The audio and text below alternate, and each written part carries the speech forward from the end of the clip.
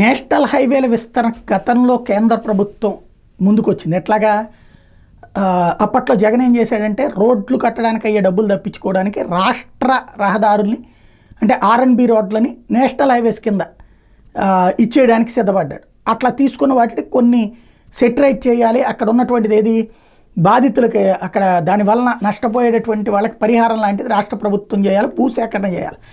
అవి మీరు చేసి చూడండి అంటే వీళ్ళు పట్టించుకోలేదు. దాని ఫలితంగా అది అక్కడతో ఆగిపోయింది. ఇప్పుడు మోడీ సర్కార్ కేంద్రంలో ఉండటం, ఇక్కడ ఎన్డీఏ సర్కార్ అధికారంలో ఉన్న నేపథ్యంలో 348 కిలోమీటర్ల మేర 6,585 కోట్లతో 7 హైవేల విస్తరణ పనులకి జాతీయ రహదారుల సాధారణ కార్యక్రమం ఎన్హెచ్ఓ కింద కొనసాగించేందుకు కేంద్ర రవాణా జాతీయ రహదారుల మంత్రిత్వ శాఖ స్టాండింగ్ ఫైనాన్స్ కమిటీ ఆమోదం తెలిపింది. ఇందులో కొండమూరు, పేరేచెర్ల, సంగమేశ్వర, నంద్యాల, కడప, కర్నూలు జిల్లాల సరిహద్దు అట్లాగే వేంపల్లె, చాగలమర్రి, గోరంట్ల, హిందూపురం, ముద్దనూరు, బీకొత్తపల్లి, పెందుర్తి, బౌదార ఈ ప్రాంతాలలో అయ్యేటటువంటి ఖర్చునంతా కూడా కేంద్ర ప్రభుత్వం భరిస్తుంది.